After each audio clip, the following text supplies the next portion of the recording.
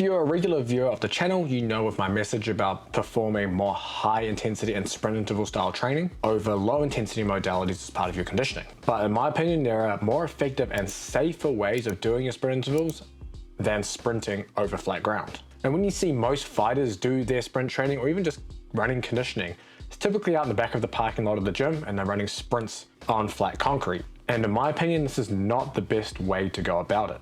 And I want to share with you a new study showing exactly why I believe you shouldn't be doing flat ground sprints and what you can do instead to safely and effectively implement sprint running into your training, but also give you other options as well. But as always, make sure you check the links in the description, the free jiu-jitsu, MMA, and boxing strength conditioning blueprints. And there's also a 7-day free trial onto my training app. So let's go into the study. I've got my notes here. That is a new study by Dr. Andrew Usher and Dr. John Babry. If you're not familiar with them, make sure you check them out on the podcast. They're probably the most popular episodes on there. And this study covers the muscle oxygenation response during duplicate sprints in professional football players. Football, soccer in this context. This is the first of the published studies looking at muscle oxygenation data within sprint running. So it's a little more applicable to team sport, but it gives an insight into why I believe sprints over flat ground are probably not the best option for fighters. So let's break it down. They took 8 professional soccer players, put them through a very simple protocol.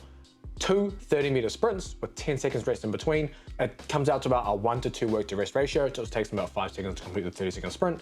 And that's typically what we see with our sprint interval guideline. They measured everything using a NARS device, so that measures muscle oxygenation, and a GPS, and the GPS measures a host of different data points, but in particular, this one was maximum speed and acceleration. Now, typically within a repeated sprint test, you're only seeing the time to complete the sprint and then measuring the fatigue index from the first to the last sprint, so it's all time-based. What it doesn't tell us is what happens within the sprints. And it's the same ththing as jump height, VO2 max, 1RM, all these maximum ceiling numbers. They give you an idea of what the athlete's capable of, but it doesn't tell you how they get there. And 2 athletes could have a similar maximum speed, but have different ways to get there. One could take longer, one could take shorter.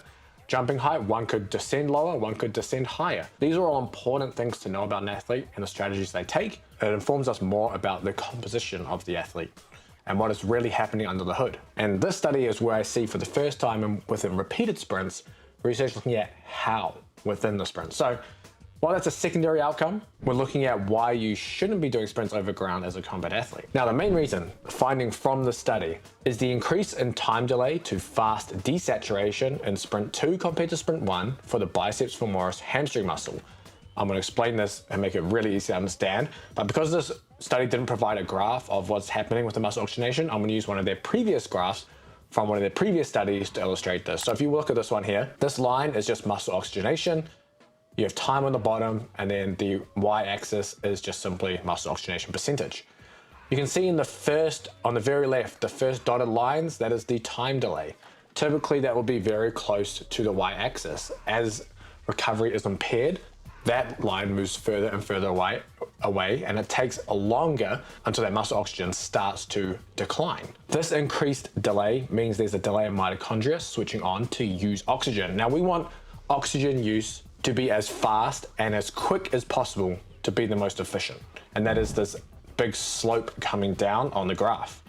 An increased time delay means the hamstrings in this particular cohort aren't recovering fast enough between efforts. And if they were repeating more sprints than just the one, this would be an issue, potentially increasing the risk of hamstring injury as the sprints continue. Now, translate this over to a combat sport athlete who doesn't spend the majority of their time running or even sprinting. The risk amplifies for the hamstrings, and is the reason I don't like prescribing flat ground sprints for fighters. Considering there is a hamstring injury epidemic across field sports, it doesn't make any sense to put a combat athlete at risk, especially if they don't have that kind of background. But what about the opposite side of the argument? There is an argument for sprinting over ground. There are very few exercise modalities that allow you to get the cadence that sprinting allows. Air bikes are capped at approximately maybe 120 RPMs, maybe even less. Spin bikes can give you high cadences, but you have to really lighten the load to be able to get to those high cadences. Whereas sprinting allows fast cadences while projecting your body weight, developing fast activation relaxation kinetics. And if you're not familiar with that, I've done plenty of videos of it further back on the channel. But the question is then, is it worth the risk of sprinting because of maybe some of these positive outcomes? In my opinion, no.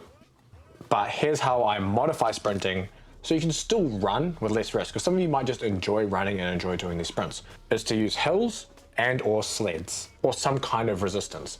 And this added resistance or added incline reduces the speed of the limb cycling and reduces the eccentric loading on the hamstrings. So then you can do similar sprint intervals to as you would on the bike or even in this paper where you're doing a 30-ish meter sprint with double the recovery time, giving you a 1 to 2. If you're dead set on doing flat ground sprints, maybe you don't have access to resistance equipment, maybe you don't have access to a hill, you would do it in a shuttle run emphasis, where you're doing 10-meter shuttles back and forth, and this change of direction is what increases the stress to be able to give you a similar response to if you're doing a bike sprint.